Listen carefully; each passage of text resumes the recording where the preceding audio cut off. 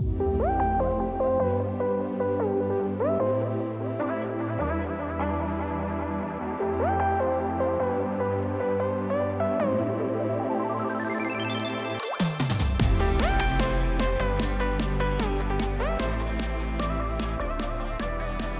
to another Coffee with Samso, where we speak with ASX companies and the guys who run the shows. We're here at the UWA Club here in Crawley, and today I've got Michael Jardine here from Ironbark Zinc Limited, who has a zinc project in Greenland, kind of a ready-to-go project. Michael, welcome to Coffee with Samso. Well, thank you. Thank you for having me on the show. Yeah, so Michael, look, it's a big story. To me, I'm a bit of a zinc bull myself. So tell us about what's happening in Ironbark. Thank you. It is a big story, one that's been building for a number of years. You know, company's been on the ASX for 15 years. I've been running it for the last 2.5 years, and we've effected a huge turnaround in, you know, the strategy and what's happening on the ground in terms of financing the Citronen project. So we're sitting on a very large, you know, top 10 globally, potentially zinc mine. It's a zinc-lead deposit, northern Greenland.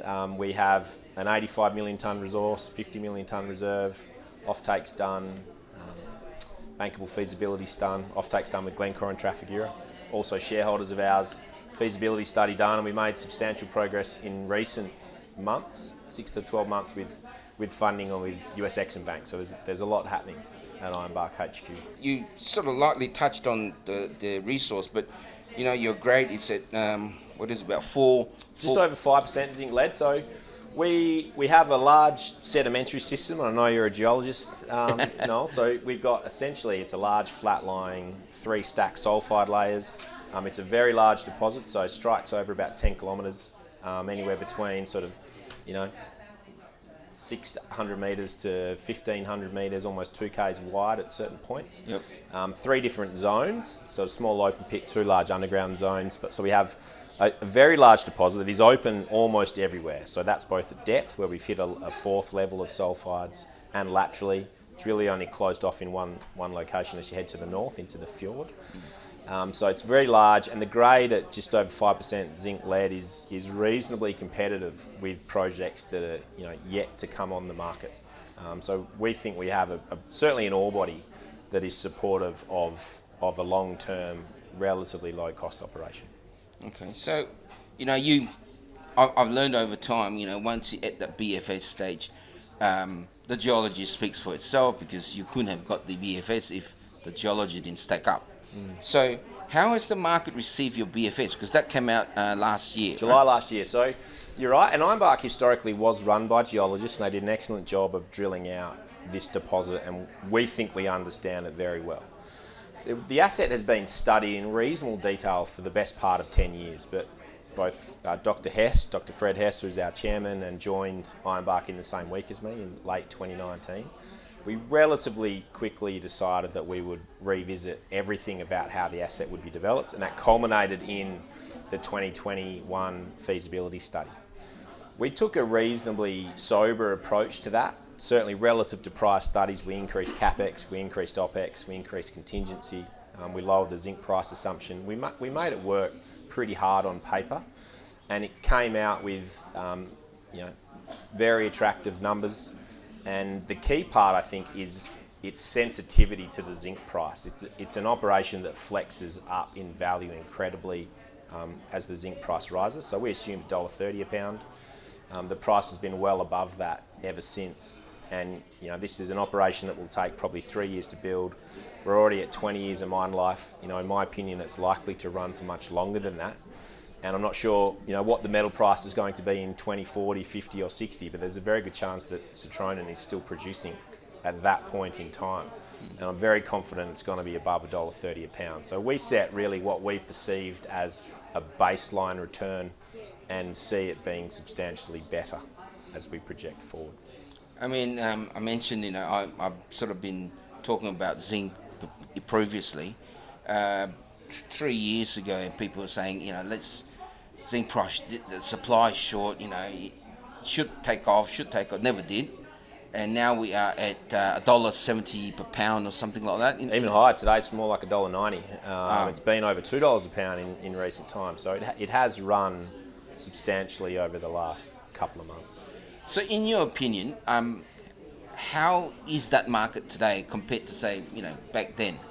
Yeah, it is an interesting one. I think a lot of the expectation around price spikes in recent years has been around official stockpiles. So the LME stockpiles getting low, tight concentrate market, we should see a spike come. I think it's been clear now that there is metal outside of official stockpiles, and that has fed into perhaps a more sort of conservative zinc price chart than an outright zinc bulls would expect. Our view on price is it's difficult to call, but if you're not in operation, you don't get to take advantage of when the price spikes, which is why we focus pretty heavily again in the feasibility study on making sure the capex was defendable, but we really prioritised getting OPEX as low as possible. So the business makes money when the price is lower and makes a lot of money when the price is high. I think what we've seen driving the zinc price in, say, the last 6 months, if you go back to the time of COP26 last year, the climate conference in Glasgow, there was a really modest amount of zinc metal came out of the refined market due to high energy prices, and the zinc price spiked 30%. And that is indicative to me, at least, of there being a much tighter physical market than there has been historically. I think what we're seeing now, zinc is it's a later stage metal again, in our opinion. Its run came after copper and after lithium and after nickel. But it is just as important as all of those metals. It's much larger as a market than lithium today by multiples in terms of dollar numbers. And I think we're seeing now the fact that there isn't clear visibility on where new zinc metal is going to come from in the future, and in particular, is it going to come from jurisdictions that buyers are comfortable with? The only real large zinc mining development now is Ozernoye in Russia. It's in commissioning now. I think it's very doubtful whether that operation gets up as it was intending to do, and if it does, it's very restricted in where it goes. So the pipeline of new zinc metal projects is tight, and I think that's now showing in the price. It's Ironbark to me is we'll call it the top tier, closest to production, and you're discussing about your peers in that section, not guys who are trying to find it and resource it up and then go that step. So, what is the process to breaking dirt for you guys? I know you've done the BFS, You know what your numbers are, you've got the financing, you've got the offtake, that's another a critical part of the equation. It is. And so what is the process to breaking dirt for you guys? What's left to do? It's a good question. So the offtake is essentially 70% of the production from Citronen is pre-sold, and 35% to Glencore, the world's largest zinc group, 35% to Trafigura, who I think are the sixth largest group in the world, and they're both shareholders of Ironbark as well, have about 10% of the equity between them. So we have the support of global majors alongside us already.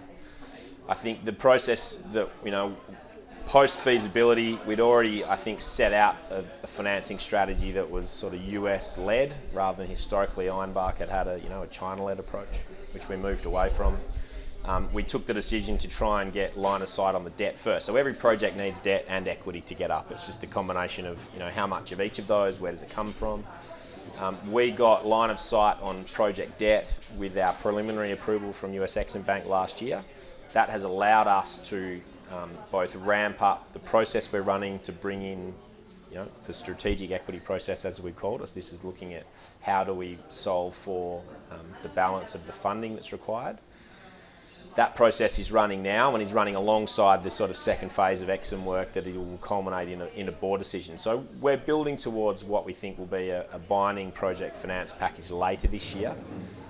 Thereafter, we will move into FEED, and alongside that, there is a single permit still to get from the government of Greenland. It's called the Section 86. Where we're lodging our construction blueprints. So those two things will happen in parallel. Given the seasonality of Greenland, you would always begin the commencement of construction in the springtime. So the window is always going to be, sort of April, May each year would be the earliest you would probably look to mobilise in. So let's close off financing, move on to FEED, final permitting quite quickly, and then look to mobilise crews to the ground as soon as we can thereafter. I guess, it's the financing, everything has got a sort of journey on its own. It happens. But when I look at your BFS, and you guys are talking about your capex and your opex, and the number of 654 USD, million, yep. it's not a big number in a project this size, right? It's sort of almost low, or maybe on the top there, but not billions, because I've seen stuff in the billions. So, but the OPEX is the one that I'm sort of, in my mind, a variable, because working a jurisdiction like Greenland, as you mentioned, timing, Yep. and then and we all know everything doesn't go to plan when you're mining. If you miss a window to deliver products, you can create issues. How do you sort of counter those kind of thinking? Yeah, again, good questions, and ones that we are constantly thinking about, right? So yes, the operation is very seasonal, and this is not unusual for Arctic mining, and I want to talk about that briefly. So if you look at, has anyone done this before? And the answer is yes. So Polaris and Nanoscivic were zinc lead mines in the same mineral belt as us, in the far north of the Canadian Arctic, operated on a very seasonal basis, where you're conducting effectively your resupply happens in the spring or the early summer, and you physically move your concentrate out in the balance of the summer months, potentially into sort of early autumn. Now that sounds quite unusual and does put working capital constraints on cash flow, right? So it's quite lumpy. Now once you have metal on a stockpile, it's a pretty mature financing market that will release a majority of that value, so that does help smooth cash flow. If you look at Red Dog, which is Tex Mining Canada, it's the world's largest zinc mine today. They operate on exactly the same basis. So they mine and process for 12 months, store a year of concentrate production at site, and physically move it out in the summer. So what we are doing is no different to how lots of other mines either have operated successfully or still are today. In terms of the OPEX, I mentioned earlier that we prioritise getting operating costs low when we redid the feasibility study. So part of that, for example, was over-engineering the power station with large gen sets, such that we would drive the operating and the operating cost of the power plant as low as possible. And we have a scale advantage. So it's a 3.3 million tonne per annum throughput. This is a substantial operation, and you do get some economies of scale from that. I also think that the geology is amenable to a relatively efficient mining method. So we have a small open pit, but then we have two large undergrounds connected with twin declines. It's something else we added in to make sure, again, we had efficiency and productivity coming out of the mine plan, but it's shallow. So we're in our highest grade ore at about 40 metres below the surface. Okay. And that, again, is giving rise to perhaps a lower operating cost than may be assumed on the surface. So I think there are a number of elements to it. Yeah. I guess that question sort of like, if you look at, you reminded me as you're talking that there are lots of projects like the one in Mongolia, where everything is underground and literally nothing on the surface, where Rio is working. It's just a case of planning, I guess, in that sense. It is. I mean, that OT project is of a vastly more complex nature than what we are doing. The way we position ourselves is we have very simple mining and processing. It's a standard flow sheet. The concentrate will be very clean. There's nothing deleterious in the ore body.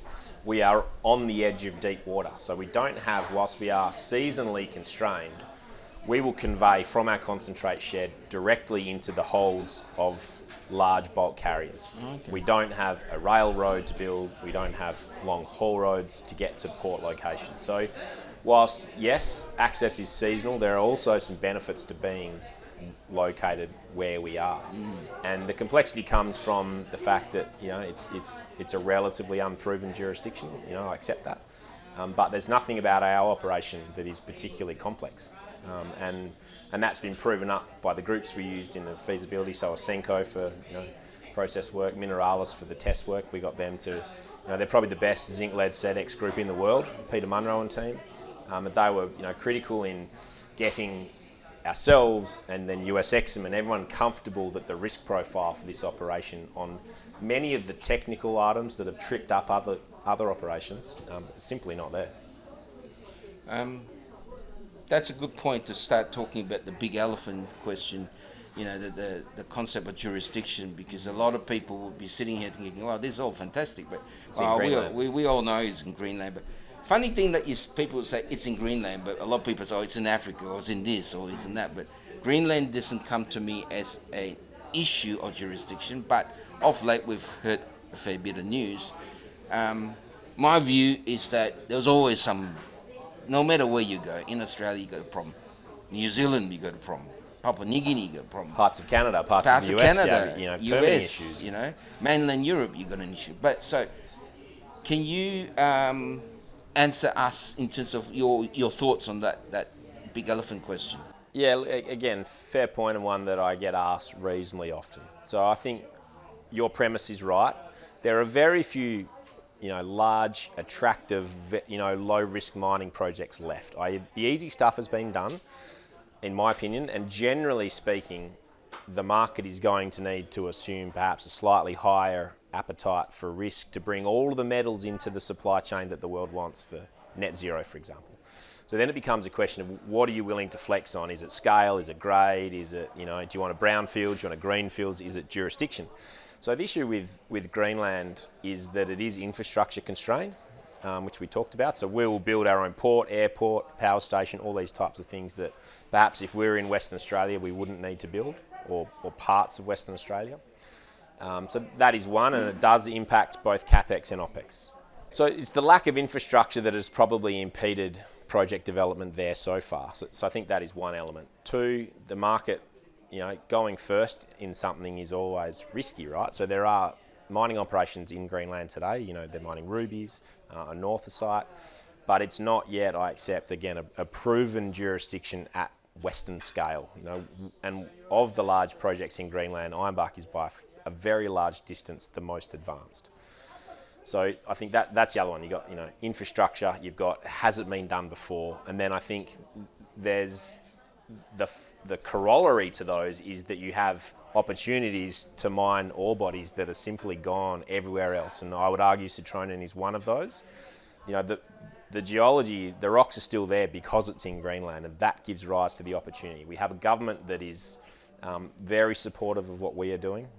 They are avowedly pro-mining. There was an issue with uranium. My view is uranium projects are hard everywhere, and it was. There's an issue uranium everywhere. Correct. It was unsurprising to me that uranium was controversial because it's just controversial everywhere, and I see, this as an opportunity more than a risk. An opportunity for Greenland to build an industry, for Citronen and Ironbark to be potentially the first one that cracks the puzzle. And thereafter, I believe it will get much easier because the geology is very exciting. There is no doubt in my mind there are large discoveries yet to be made, and that's why we're there. I looked at where your BFS, what it constitutes in terms of what's potentially could be there. It's mind-boggling. Your upsides. If you get this up and running, your upsides. It's a really good point, and we, in the feasibility study, really set out what we perceive as a base case, and I think the operation will only get better. So there's a specific example there. So our global grade is just over 5% zinc-lead. We're, again, really competitive with what's in the market today. We have three zones here. So the discovery zone is a small open pit in the southeast. That's about 3%, but it's 1-to-1 strip and it's right there at the surface. Beach zone is about 5 to 7%, and then as we move into Ezram, it's more like 4 to 5. Now, that beach zone is open absolutely everywhere. It's only constrained by drilling, besides, the fjord immediately to the north.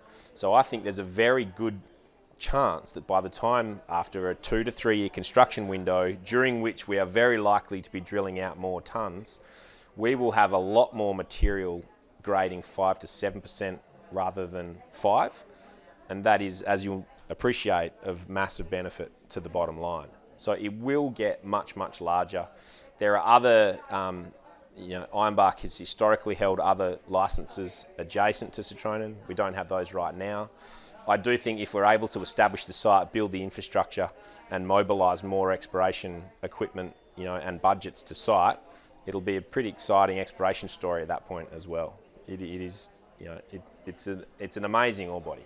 It really is. Yeah, I think Greenland is probably one of the very few places, apart from the Scandinavian countries, where you want to have a mining project, because having this in mainland Europe, I can see a world more hurt than what you would be experiencing now. Yeah, absolutely. I mean, so when Ironbark was issued its, so I guess the mainland Europe and the ESG angle. So when Ironbark was issued its mining license or exploitation license in 2016, so that's when the EIA was done, the SIA was done, so environmental and social impact assessments, impact benefit agreement was signed off, and it was signed off by every single municipality in Greenland, not just one of them.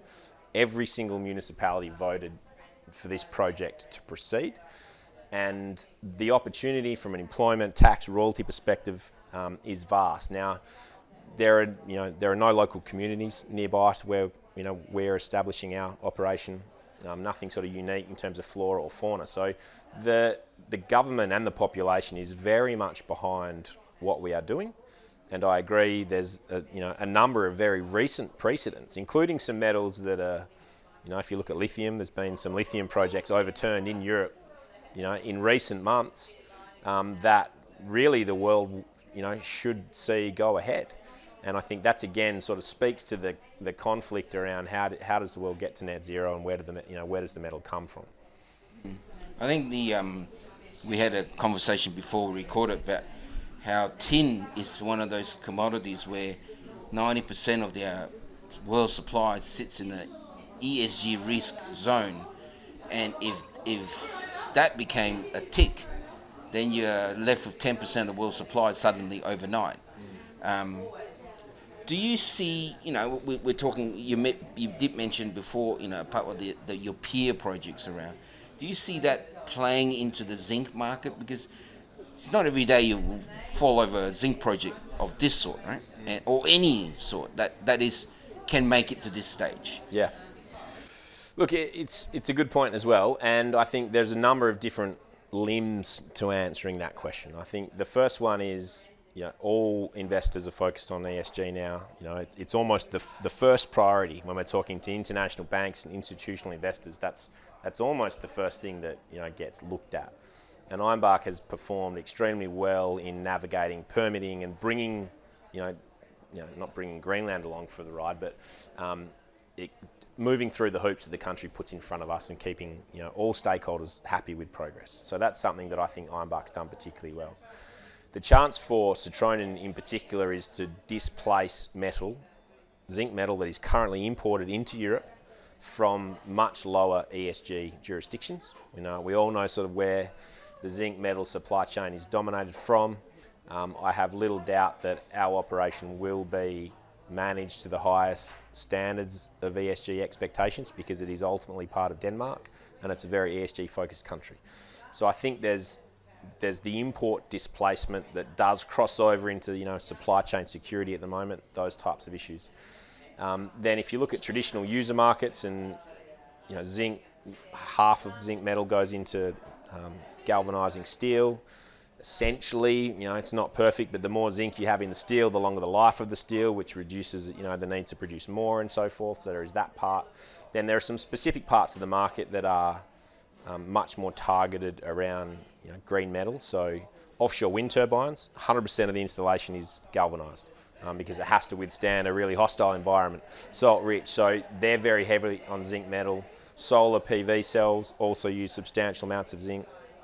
Grid batteries, zinc air batteries, are very small today and not likely to displace lithium, I think, in the mobility world anytime soon. But that battery market is going to explode, and there will be other chemistries. And then I think agriculture is one where you are seeing zinc used as an additive to deficient soils. Growing population, we need to fix agricultural yields, and zinc, again, the market is tiny there. We're talking a couple of 100,000 tonnes of zinc out of, say, 14 million, but it is growing about 100% a year. So it is growing much quicker than the traditional end user market. So we see, again, reflecting back on what's potentially a pretty tight physical market with a project pipeline that is difficult to look at with certainty as to where new projects are going to come from, for many of the reasons we spoke about, added into robust traditional end user markets and some small but very fast growing new users. And again, I think that bodes well for the zinc price in the longer term. While we're on that topic, you know, in my head, what are the drivers for the future of zinc, or the future pricing, demand, supply? Is it in amongst what you've just described, or is there something that you think will create a crunch that will sustain the existing pricing or may even push it up? I think we'll see, not dissimilar to copper, we'll see a lot of the large current operations that have been in and producing for decades, they will begin to wind down. So Red Dog has maybe 10 years of left, which is substantial, but it's that's coming to an end of a multi-decade life. We'll see grades in decline from existing projects, and I think the latest Woodmac is by the time you get to 2050, the market's about 20 million tonnes of metal, and 3/4 of that needs to come from new projects. So I think looking beyond the potential demand levers, there's also going to be, I think, a supply side crunch. And then it becomes a question of where does the world scale up? It's quite possible, looking if zinc air batteries take off for grid scale. So essentially, it's a heavier metal than lithium, so it's why it doesn't work so well for mobility, but it is, the chemistry is safer, and potentially, if you don't need to move the batteries around, there's no reason you can't have a zinc air battery, for home, behind the meter storage, rather than lithium over time. So something like, if it gets 5% of the battery market in the long run, which is possible, then that would add substantially to future demand. So I think there's both supply and demand factors. I think like everything else, right? If lithium pricing continues to surge like everyone is talking about, at some point in time, someone's going to say, well, I want to make a cheaper battery, right? Yeah, and we talk about that a little bit internally, and substitution is definitely a thing. But what we're seeing now is metal prices are elevated everywhere.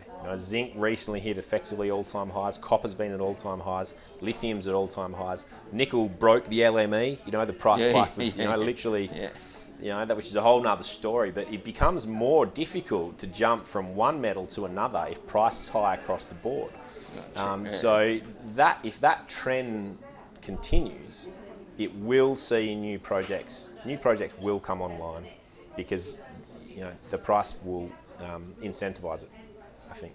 Okay, so if we go down this road of everything being green, and everyone talks about green nickel, green copper, green hydrogen, and the point where they come from is effectively how do they get to mine it? Are they using diesel engines as opposed to electric mining fleets and things like that?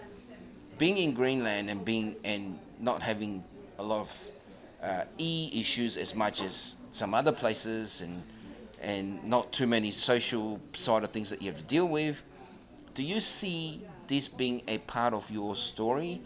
I know it's a sort of crystal ball talk here, but could you see that being a part of your conversation in going forward? Look, I think it is. So in a couple of ways, we're always looking at how we can hybridise our the Citronen grid or our energy solution. So right now it is off-grid, proposed to be off-grid diesel. You need a certain amount of reliability for processing.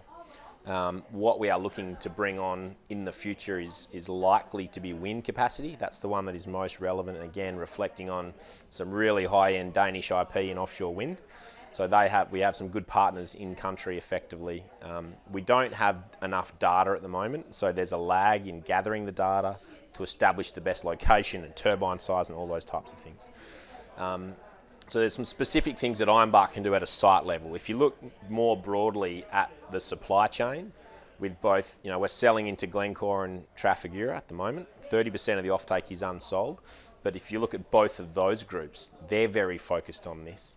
And so are the larger miners, BHP and so forth. And I think the latest thing is they're looking at increasing the scope profiles of emissions should metals be, effectively get a credit for, if you're running if you're selling lithium, should you get a credit in your emissions at site because of the emissions that you are bringing out of the ecosystem later in displacing internal combustion engines. Now I don't think that's close to being actioned, but it's being talked about, and it probably should be talked about. So we're certainly exposed to it as an opportunity.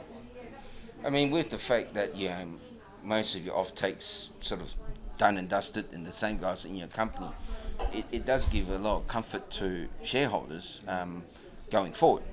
So if you had this moment where you need to talk to those guys who are sitting on the fence and looking for an investment project or whatever, and not upsetting ASX in what you say, or the other brother, ASIC, what would be your pitch to these guys?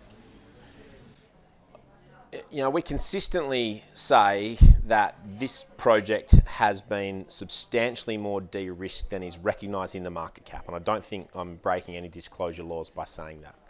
You need to ask yourself, what's the replacement cost just to drill out 50 million tonnes of zinc metal into reserve category? It's probably about what our market cap is. And then on top of that, you've got the fact that we own 100% of it, the fact that we've done the Bankable Feasibility Study, and there are substantial costs in both time and capital attached to that phase, right? We've navigated all bar the last permit, and then we've done substantial work on financing by bringing US Exim Bank to the table.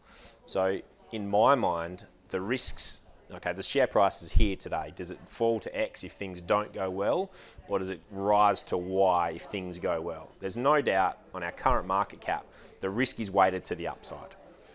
We've delivered so much value that's not yet recognised in the market cap. And ultimately, the metal that's in the ground will underpin a valuation for Ironbark, even if we're not successful in financing, which is certainly not what we're planning for. We're planning to succeed here. And I see the upside risk being a lot more than the downside, no question. And there's any number of ASX peer valuations that I could bring to the table that would validate that. But that is something that is, best done by those, that specialise in it. Yeah, I'm looking at the number that I just wrote down, and I actually had a different number in my head while we were having a conversation until I referred to my notes. I thought, yeah, that's a valuation it's not consistent with absolutely the value that you have, right? There are groups trading at multiples of our market cap that are 5 to 10 years behind us in terms of the work that needs to be done and executed prior to a decision to mine. And all going well for Ironbark, we've set forward an aspirational timeline that we crack the financing puzzle this year. Then it's not necessarily a long time to wait, from now. Having said that, I've come in with the benefit of 10 to 15 years of work on this asset. I've been the MD for the last couple of years, and if it wasn't for all of that historic work, we wouldn't be able to execute so quickly now. So, that's how I see it. Yeah. I mean, the market is what the market is, unfortunate. But anyway, look, Michael, it's fantastic. When I saw what you guys are doing, I really wanted you guys to come on because I think this is a different story, and it's completely on a different sphere in terms of readiness for breaking dirt, etc. But it's zinc, Look, Michael, I've of late been working with Florence Drummond, who runs Indigenous Women in Mining Resource, and we've come up with a coffee for people from Coffee with Samso. And here's your parting gift: coffee powder made by Thank you very much. Indigenous business. We try and support people around by collaboration. I look forward to tasting that. Thank you very much. Okay, but Michael, I hope we continue to follow the journey and look, financing this year, we're already in April, so blink of the eye and this year's finished. It will. The business is really busy. The team's, doing a lot all the time. We're working across lots of different time zones and lots of different stakeholders from a government and capital markets perspective. But there is a lot happening, and I see it, as I said, there's more left to go well than not at this point. So yeah, I think I agree.